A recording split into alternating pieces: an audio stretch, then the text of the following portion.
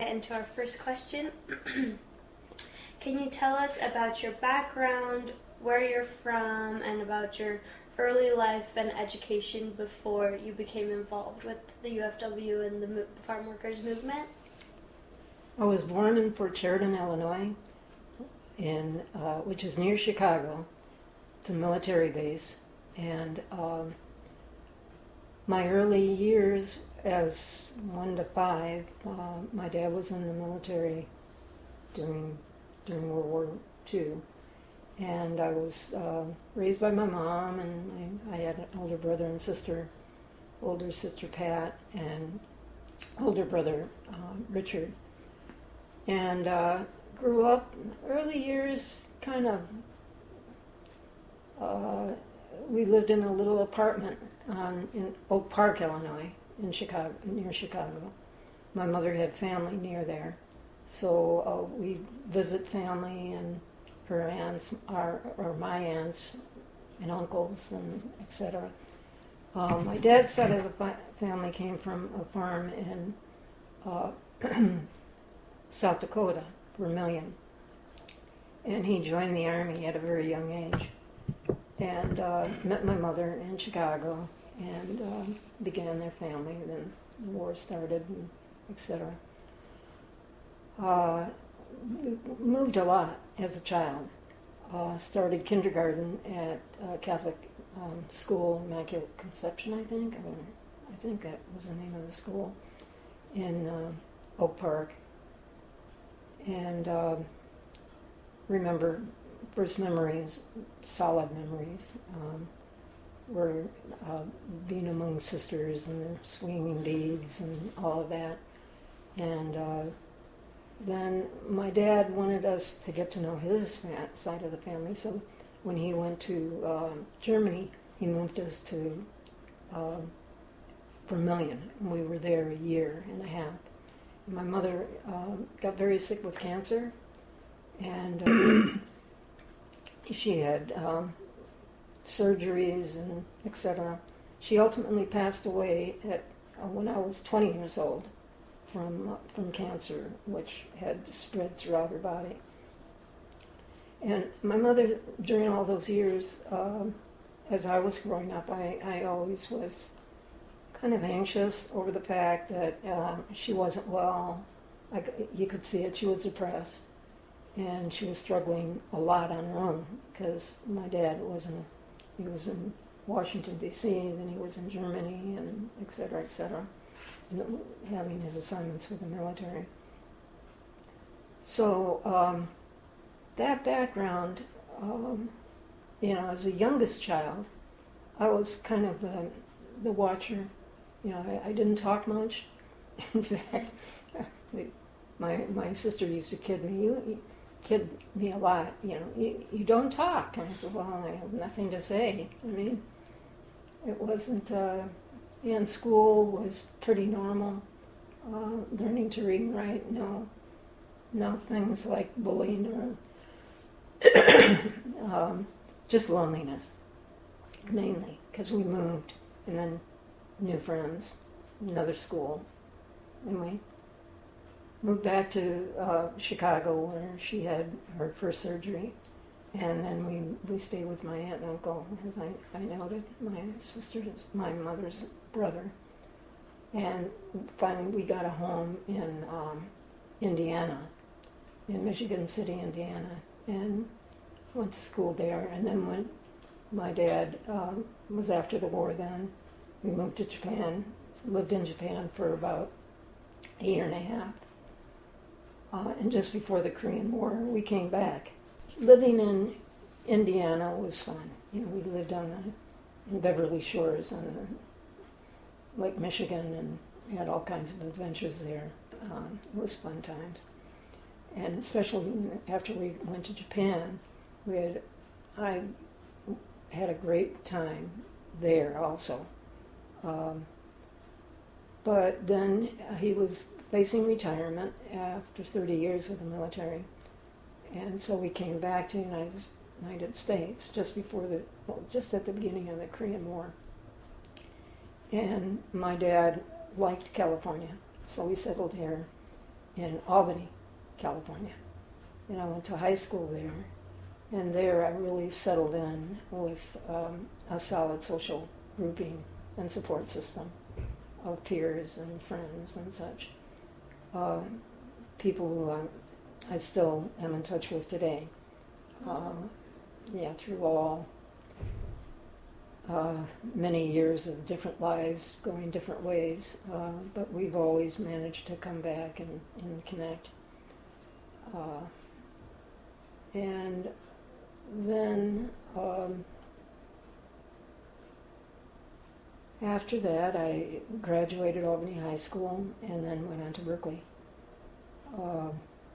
My sister went to Berkeley, so I kind of followed her. She was my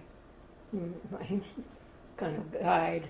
My sister did, I followed through, and I did. I don't know why, it just seemed like I couldn't come up with any solid ideas of my own, so I might as well do that, whatever. My first year at Berkeley, I was a commuter, and it was, I was, lectures, I majored in sociology, but then later kind of had an overlap with psychology, social psychology, collective behavior. I was very curious about that.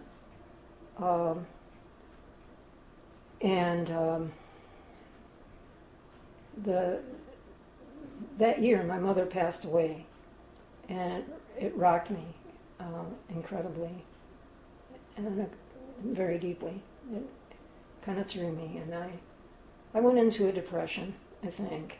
I didn't look at it as such, but when I reflect on it, and I asked for a medical leave of absence because I couldn't concentrate. I was struggling in my classes as far as doing reports, following through, everything I was pretty good at. It just fell apart. So after a series of struggle, they did grant me a leave of absence, which I was grateful for because I didn't drop out. I was granted a leave of absence, and that becomes important later when I went back to get my master's.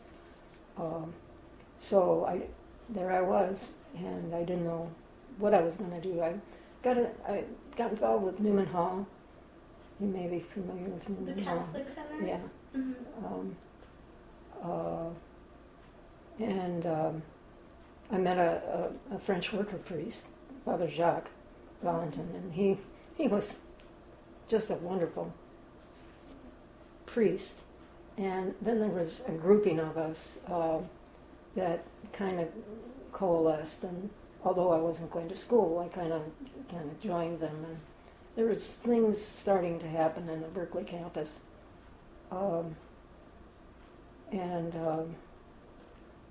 Got involved in some of that, Vietnam Day Committee, VDC, and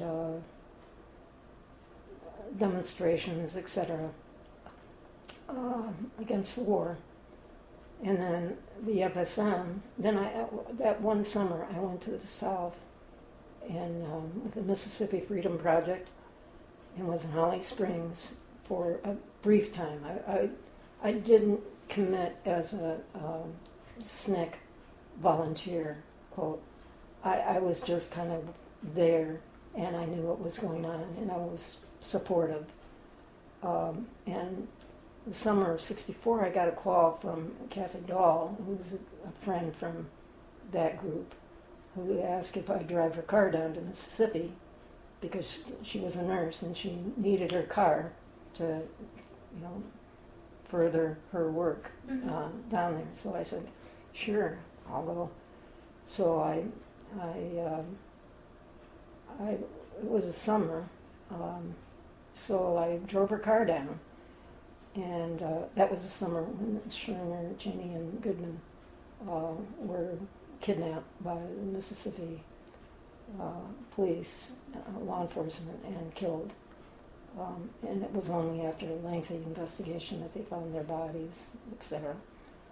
But as I was driving down, I would call and check in, just say, Kathy, I'm here in Texas. She said, be careful. Things are happening down here. There's been a bombing and down south. And Holly Springs was fairly quiet for the most part. They did have a freedom school, which is interesting. I came across some history of the freedom school movement that I thought just started with SNCC and the voter registration project. No, it went way back to the 50s, and they were talking about the women who set these up all over Mississippi. Alternative educational centers for kids to enhance their knowledge in both hardcore, math, whatever, English, and but also had a cultural aspect to teaching about where they came from, who they were, etc. So that was good stuff. And then I left there and came back to campus to UC Berkeley, and which my dad was still living there, so I still had a place to live. But I was pretty radicalized by the time, as I said, I met Father Jacques, and he convinced me to go to France, so I went to France. People would suggest things, and it was kind of like, oh, that's a good idea, and I just do it, or, yeah. So I was in France a year and a half, and went to the Catholic Institute. Didn't study very much. It was John Paul II, the encyclical, social justice, regnum, what was it? It was a social justice encyclical that brought the church into, the social justice teachings of St. Thomas Aquinas and Teilhard de Chardin and other theologians. And so that was a part of my formation. And then I got involved too with this group that was associated with the Algerian movement to free Algeria. And it was also during a time when there were a lot of, at that point in Paris, there were a big movement on the part of the Pied Noir to counter the freedom of, to cut Algeria loose from French domination. And de Gaulle ultimately came out in favor of that, so it happened. But there were bombes plastiques going off in France, and the gendarmes, the French military, were in the streets with their, it's kind of heady. But associated with these students, as I said, this grouping of students who were nonviolent. What was it? What did I mention that it was? I can't remember. It was about, anyway. Then ultimately I came back to, as I said, after that episodes, with always kind of going toward, I guess, challenges to the status quo, political and especially issues having with colonialization, colonized control of Western Europeans to Africa and of course the United States too, but we broke free of that earlier. Then so the FSM movement came up in '65, and I met some of the people involved in the free speech movement through Newman Club and our social justice group there. And I started a work-study program with Citizens for Farm Labor, which had the university was paying me to work for them. So, and I started hearing about Cesar Chavez. He, was a real deal. And so was curious. And when the strike in Delano started in 1965, on the 8th, a bunch of us from Citizens for Farm Labor, both, and then some students from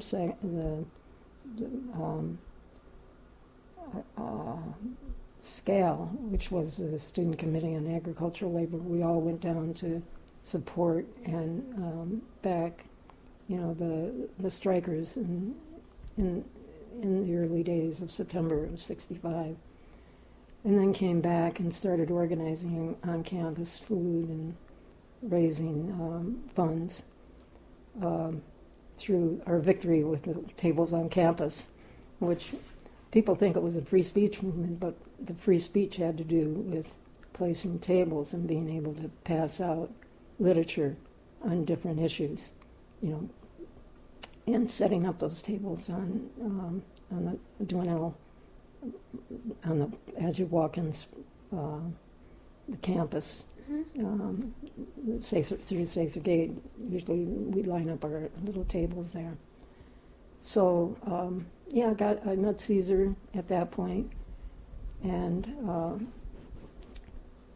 then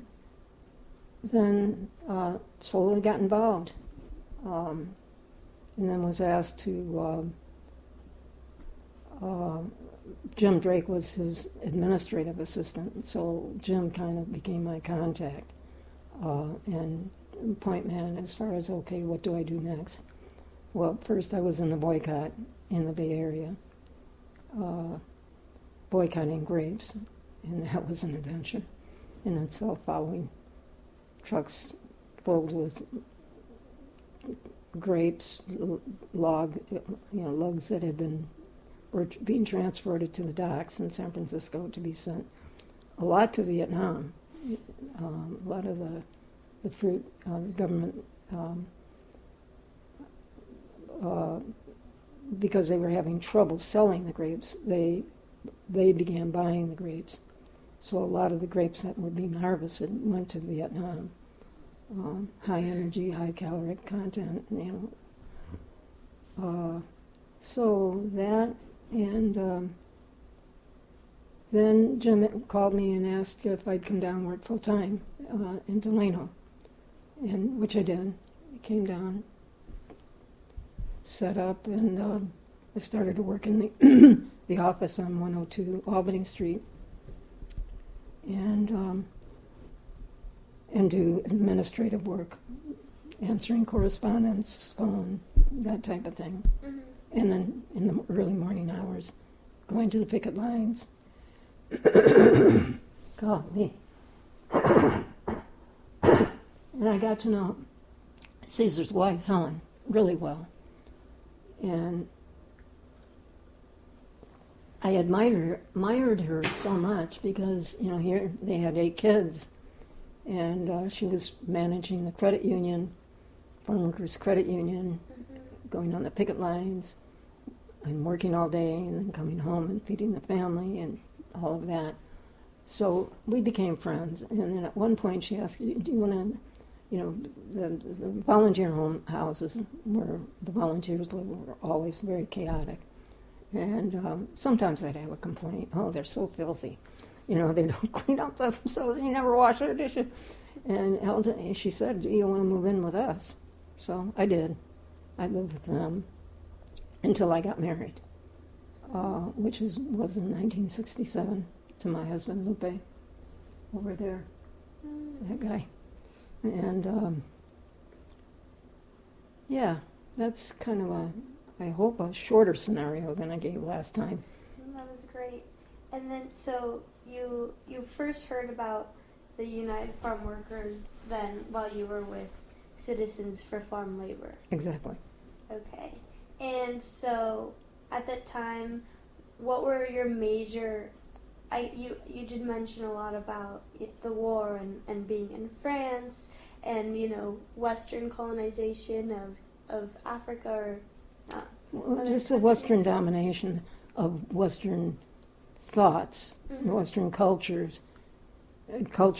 to emerging countries and peoples, that allowed them to be vulnerable to the power and dominance of the Western economic interests.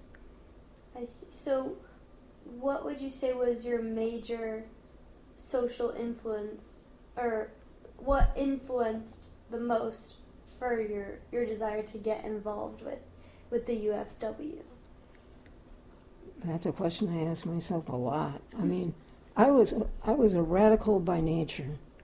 I think I was born during a time where I saw my mother sad, and so I knew there was something wrong. So I knew there was something that needed to be fixed. And as my life progressed, I had these opportunities to act on some of those ideas and those feelings. And I think what influenced me a lot was living in Japan. When I lived in Japan, that was a totally different culture, language, and I learned so much as I watched how we treated the Japanese initially, and their attitude of, I don't know how they felt, as a grouping, but like we had a houseboy and a housegirl that were our servants. My mother, at that point when she was living, she said, "They're not your servants. They're here to help me." Wanted to make it very clear, no, they're not your servants. But at the same time, there was this attitude on the part of the military, you're a conquered people. So,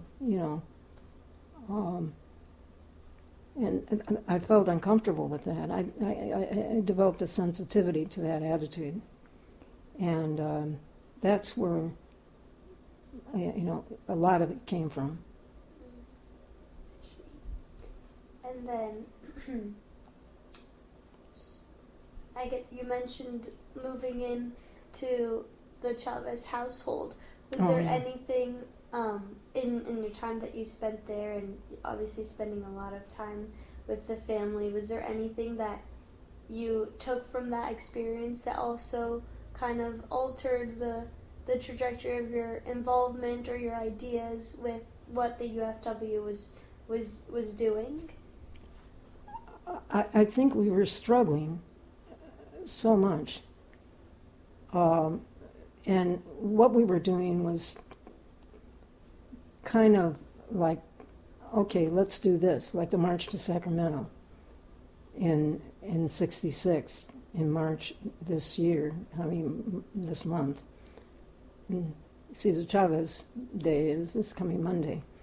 Yeah, 31st, his birthday. They called it Founders Day. There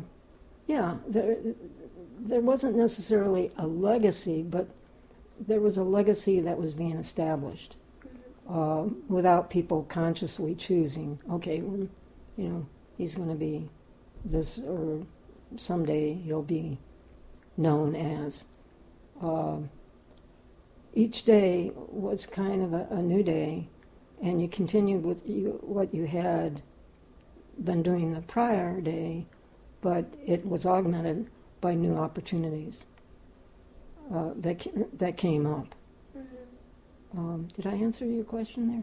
Yeah, or I guess what I'm trying to ask is, spending a lot of time with them. Is there anything that you were able to learn from him or even his wife? And obviously they dedicated their lives to the movement and bettering the lives of the farm workers. They were such ordinary people.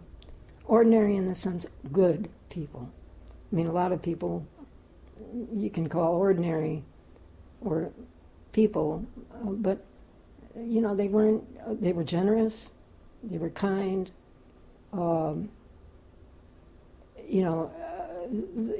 It had to do. There was a cultural element there, of course. And what I learned is just it's comfortable to to to feel you can do good things, and it just is what it is. And if you where it goes, it's created. I mean, if not necessarily trying to make it, oh, we're good, we're going to do this, this, this. No, if you just assume that posture, good things happen. And like with Helen, especially, she cared so much and was so grateful to the volunteers who had come. And she knew that they wouldn't have been able to get off the ground if it hadn't been for the support that they got from students and volunteers. But it wasn't a thing that you write a letter and you say thank you. Oh, that's very nice, thank you. No, it was a genuine welcoming and inclusiveness. I felt, becoming a part of something. Mm-hmm. Didn't know where we were going, but we talked a lot, and yeah. I still am in contact with Paul Chavez. It was funny because when I go over there, sometimes I'd be at the office, be late, or sometimes I'd go to People's Bar and would hang out with other volunteers, come home late, and I'd knock on the door, and Helen told me, she said, okay, and if Bobble is on the couch, just hit him on the shoulder and, tell him to put his sleeping bag on the ground. I mean, 8 kids in a 2-bedroom house. So that's how we lived together. And so there's that kind of, people didn't get upset with each other, or maybe, oh God, I'm tired, I don't want to. Yeah, you did. But I mean, it was a flow of generosity and kindness. Thank you for sharing that. So, can you share about any of your experience and involvement with 40 Acres? And, were you there with the initial establishment of it? How was it seeing it transform from, when you first began your involvement with 40 Acres and over time, how it, eventually ended up developing into the headquarters of the UFW? It's 40 Acres was on a dump, and the land was awful. I mean, the topsoil was terrible, and the reason I knew that is they put a bunch of us volunteers. Richard Chavez, Caesar's brother, put a bunch of us volunteers on shoveling chicken shit, onto to layer the topsoil. And so that was my first association with the 40 Acres. And I'm not sure how we got it. I don't know how it came under the ownership of the Farm Workers Service Center. But during that time, Caesar called me into his office, and he asked, can you go to Texas? I mean, this is how things kind of operate. And I said, well, sure. I'm more interested. What's happening? And he had Eliseo Medina and Eddie Frankel in the meeting. So I want you guys to go down to Rio Grande City. And Gilbert Padilla was down there organizing in Texas, the melon workers. And he said, the strike has gotten out of control. You've got the Texas Rangers riding the rails with their shotguns, protecting the melons. And you've got farm workers out there who are starting to pack guns, carry their own weapons. And he said, and it's not a good situation. I want you to go down there and see, what's happening. And what you can do.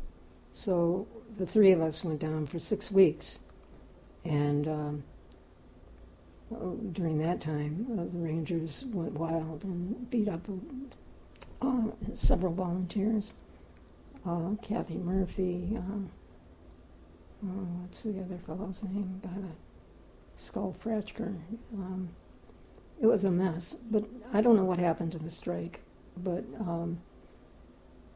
people got scared, workers got scared, and so and the melon season was over, and we didn't have anything more to do, so we came back.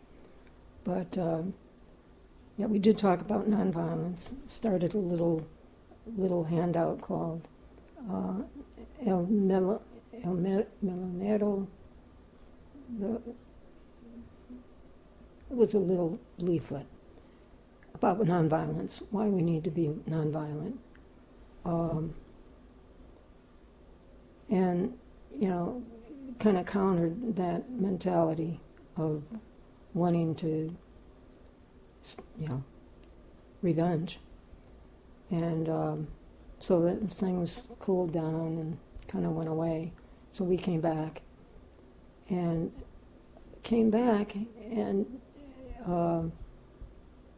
I wasn't associated with the 40 acres after that.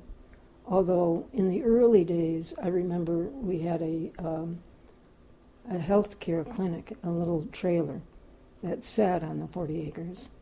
And Peggy McGivern was an RN who had come down to volunteer, and she opened a little clinic there. And started, you have cold, you have some simple, come down and we'll be able to assess you and et cetera, see if you needed more intensive care.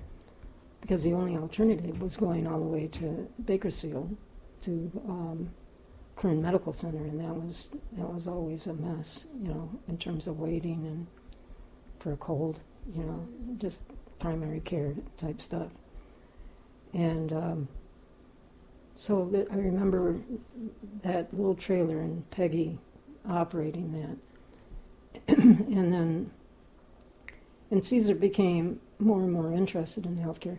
He was always kind of interested in health care and the cultural aspects. His mother had been a curandera, and so he had some thinking about alternative strategies for curing, and that were not,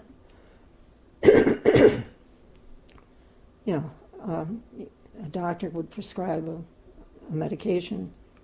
They'd look at diet and other aspects, rest and support, as being important. In fact, his mother, my son, my firstborn, Ricardo, was called, when he was born in 68, he was called, Caesar's mom diagnosed him, he's an impulsion,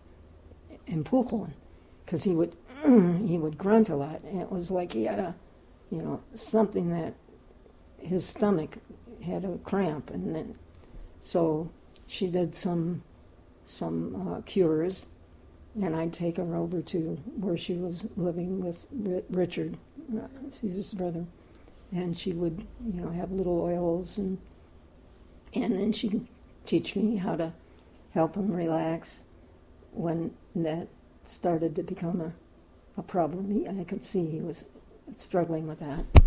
And over time, a month, he was cured. So maybe a Western doctor would have given him some kind of antacid or whatever it might be, but that wouldn't necessarily clear it or cure it. It would probably clear it for the short term, but over his lifetime he would have that as an issue.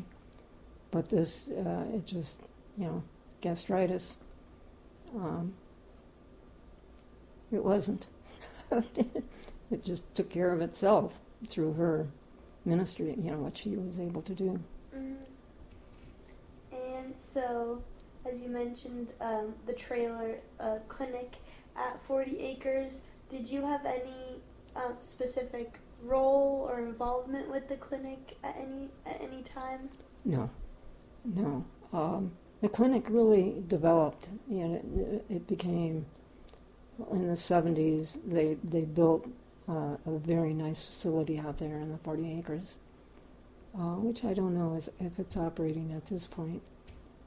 The Rodrigo Terrones Memorial Clinic. Mm-hmm. And I knew, not until I became the administrator for the National Health Workers Farm Group, National Farm Workers Health Clinic. It was a constellation of 6 clinics throughout the valley, and was managing mostly their in my role. What I saw my role as leaving the doctors do their work and letting the clinic administrators make the decisions and develop policies that were tried to manage the issue of, are they union supporters or not? That was always kind of an issue for the board of the union board, because many board members said no, just take care of the staff and the supporters. If they're scabs, no, we don't see them. And that was always, there was some tension on that one. And that often became, the more it was pushed, the more the local administrators resisted, being very rigid about it, because they had their political, their feet on the ground politically, and they knew what implications a decision would have. So I saw my role as more keeper and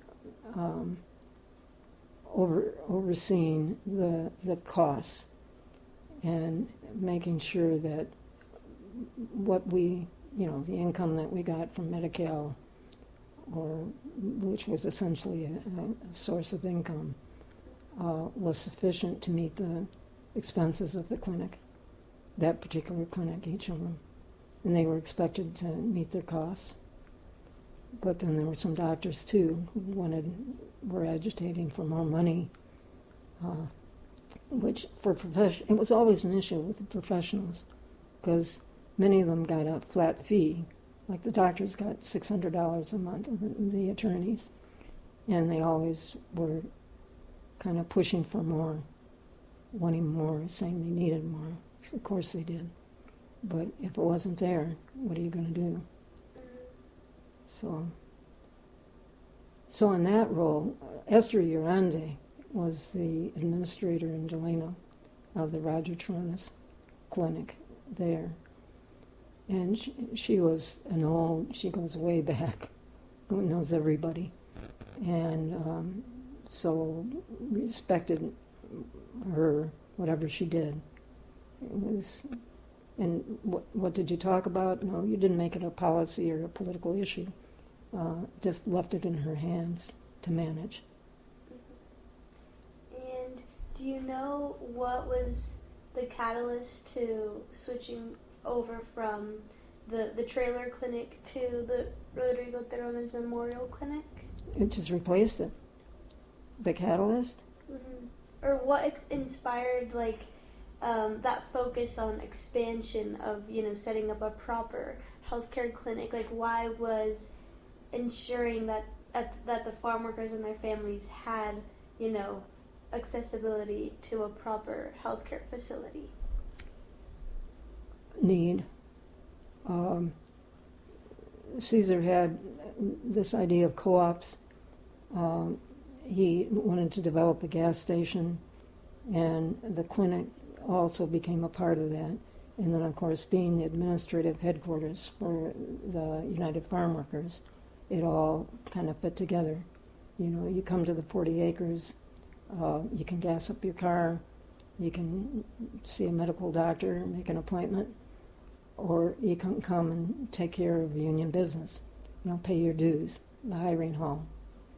I mean, it would be the 40 acres would be a place where all that could happen.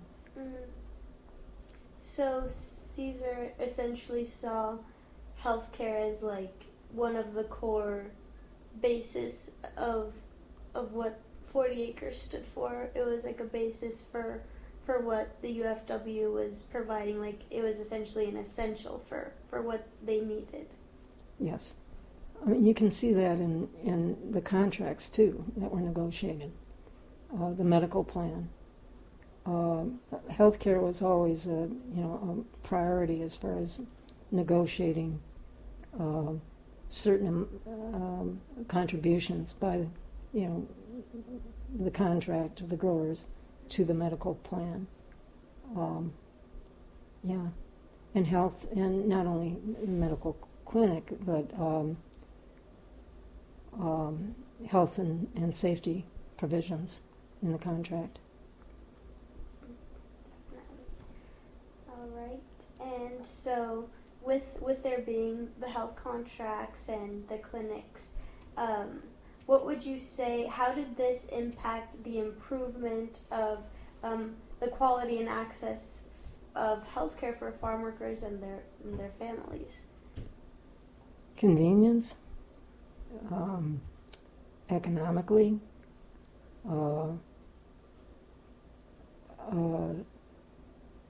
clarity, cultural component where they spoke what the language I speak, trust, all the elements that make a healthy relationship with a medical system. Mm-hmm. Definitely. Well, you're all telling me all about it. You're not saying.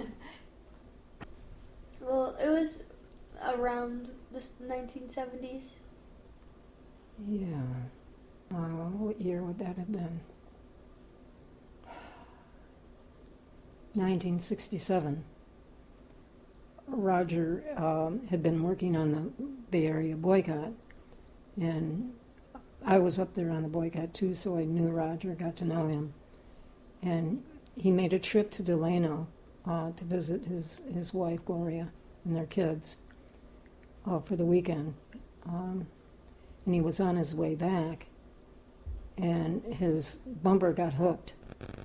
And he was standing, I think, on the bumper and bouncing to unhook it, and he fell back and hit the back of his skull, and a brain bleed, and was taken to Delano Hospital, where they could have inserted something. I don't know what the technology was, medical intervention at that point was, but he wasn't assessed. They turned him away because of insurance. He didn't have money. And so they had to drive him another 45 minutes, half hour, 45 minutes, all the way down to Kern Medical Center. And on the way down, he passed away. And so a lot of the thinking was, if we had access to medical care, emergency medical care, he necessarily wouldn't have made it, but he wouldn't have necessarily have died. Mm-hmm. It would have been a medical intervention that could have prevented or done something. So when the clinic, the decision to what were we going to call the clinic, of course, it went right back to Roger. The fact that he was, a union leader that needed access to medical care, and it wasn't available in Delano, where he lived. I see. And how long were you involved with the kind of more administrative / accounting side of things with the clinic? For about a year and a half. A year and a half. Yeah, I felt the board. I mean, that was an interesting time politically, and I won't go into any of that. But I felt an internal struggle against what I was being told to, the board's wishes, and what my values kind of told me. So after I started looking for, who could do this job better than I could, who would probably, go along or not necessarily, have issues, the kind of issues I had with different areas. And it was also a time when the union was having, it was very weird, to say the least. And so I came across a file, because the person that I had taken the place of had stacks of files that hadn't been, I don't know if they'd been looked at, but I came across a recruiting file, or, solicitation of volunteers. A Sister Florence Zweber, she was an administrator that was working up in the northwest, I think Seattle area, and she had done some incredible work reorganizing and pulling together medical facilities and then restructuring them and developing a solid financial planning basis for them. So I contacted her and asked if she'd be interested in interviewing. And she said, sure. So she came down and I met her. And she had certain things. She says, well, I want my own independent apartment off this was when we were living at La Paz. Outside of La Paz, I want to be independent, so found her a place, etc., had her set up, and then I introduced her to Caesar, and Caesar goes, wow, this lady has talent. So he took her and put her in charge of his whole financial management department.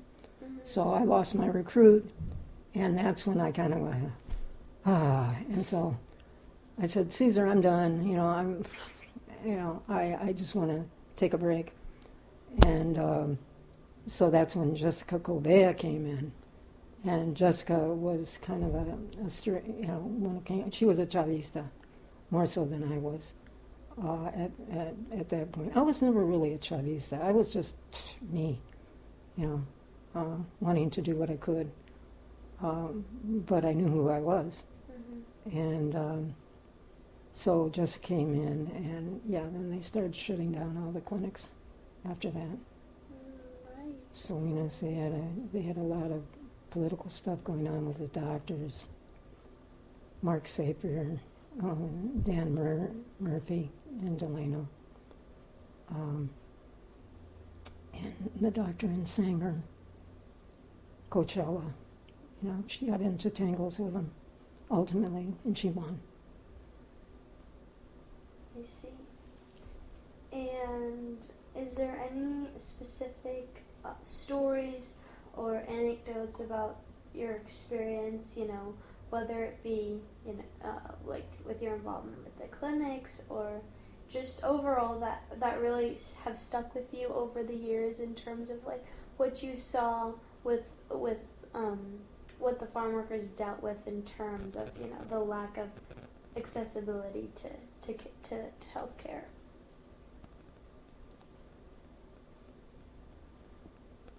Oh. Well, I guess one is when Juan de la Cruz was shot. This would have been in what year? What did Juan? We were on a picket line in Lamont, or in Arvin, Lamont. would that have been in 73? Yeah. I was standing next to his wife, Maximina, and she says something that I've repeated, but I know it's it's kind of so culturally appropriate, but because she afterwards, this is something she said afterwards, but I was standing next to him, and we heard the pops, and one had been closer up to the area where scabs were coming in and out, they were crossing the picket line, and he was shot and he was killed. And Marshall, who found Maximina and said, you need to go, the ambulance was coming to pick up her husband. He wasn't dead, but they were going to take him to Kern Medical Center. And he looked at me, he said, go with her. And because she didn't speak English.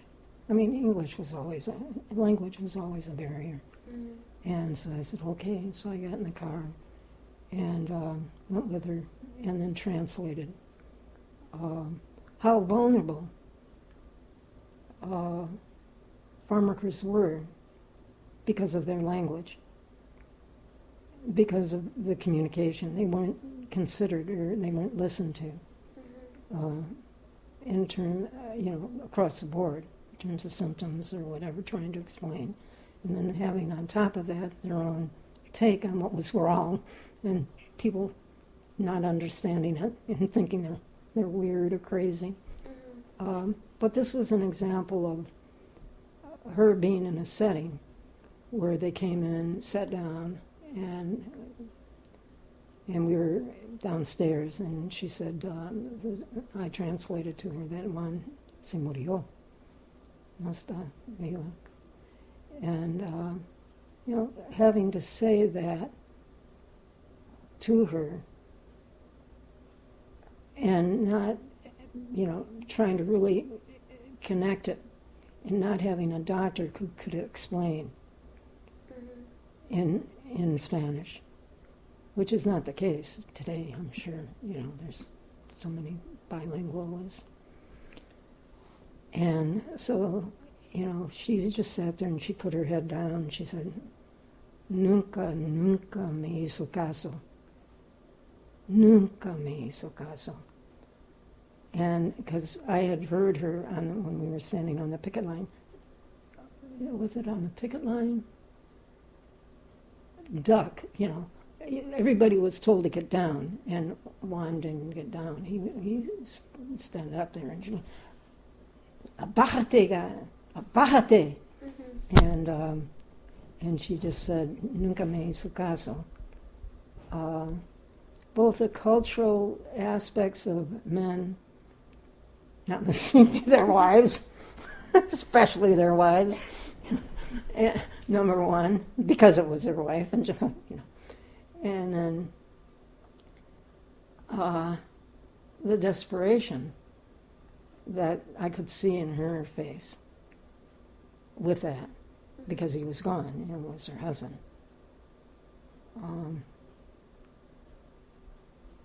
I don't know if that answers that question. Definitely, it definitely does, Language being something that was, not only was insurance or money a barrier, but even once you're there, trying to get the care, it's hard be to understood. get it across and be understood.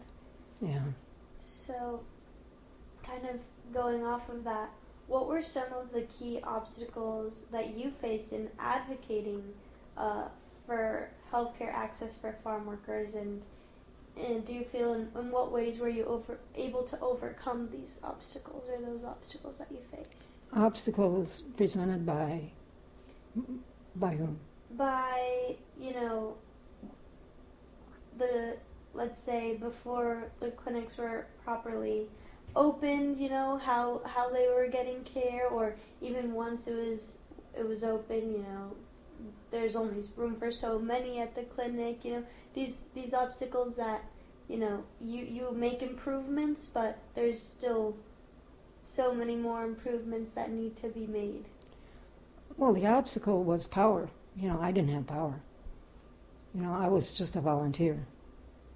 I wasn't a farm worker, so my legitimacy, as far as how I thought or what I would, I didn't. If this was the consensus that I sensed from the leadership, and it's. I didn't feel I had legitimacy to speak up and say what I think, because my role as a volunteer would have been jeopardized. So there was a lot of cognitive dissonance in all of that. I see. And how did collaboration with healthcare professionals shape the services that the UFW was able to provide for farm workers? And what was the impact of these partnerships that were being made? Oh, educating. Teaching, educating mostly just people who had no clue what the situation of farmers were, and advocating, being just teaching, Teaching the healthcare professionals what was going on. Yeah. I mean, not teaching, okay, we're going to, later it probably became a course or, bullet points in a presentation. But, it was just having conversations and advocating, describing. And the legitimacy for that kind of work came from the workers themselves, because you were advocating and representing them. And so being an honest broker in that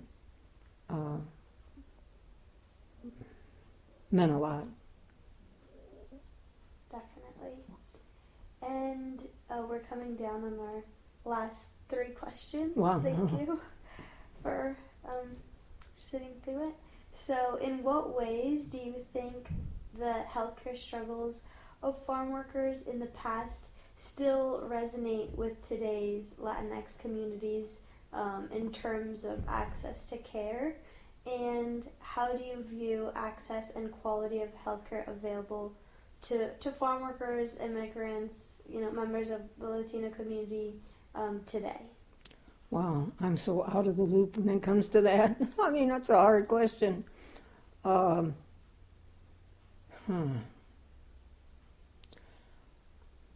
think the struggle continues because not only it's farm workers, but it's poor people. And it's attitudes toward poor people and homeless. Are kind of the people who are holding up the system or, getting in the way are still powerless. But they're different. And Medi-Cal made an incredible difference in access to health care. And of course, you've got the doctors that, accept Medi-Cal, don't accept Medi-Cal, where do you go, who takes it? And there's always that search. And I just don't know what the union is up to when it comes to healthcare these days. But I think there's that grouping, the poor who are still out there that have struggled with it. Definitely. And looking back at all the work that you have done, what would you consider to be one of your most significant achievements in improving access to healthcare and health conditions for the farm workers during your time with the UFW? Healthcare is a right, and having that as an expectancy and standing up for that.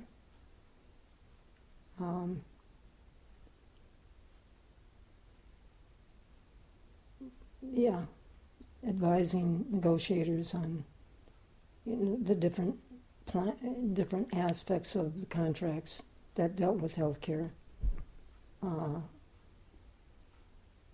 Because often, the negotiators were volunteers and they didn't know a lot about the history of the farm workers with their relationship, like the stories of Roger Taranis, the stories of Juan de la Cruz, keeping those alive, so that people, okay, it wasn't that long ago, that farm workers had nothing, and now in certain situations they have contracts, they have Medi-Cal or are eligible for Medi-Cal, and all this has made an incredible difference, and I look at it as it's right, I hate to beg for something that you have a right to. Right, definitely. And our final question is, what lessons from your experiences with the UFW would you share with today's healthcare advocates working to address the social determinants of healthcare for the Latinx community? Swing skills. Positive regard, just the basic communication skills of counseling 101. And when you have interviews or you ask, don't be abrupt, don't be brief, don't listen. Give them the space to talk. Today, especially, it seems, in this fast-moving, I experience it too. It's, I've got a care nurse that comes and visits me. She's in and she's out. She doesn't want to hear what I have to say. And I feel that. Mm-hmm. And as my training, wow, it's dismissive.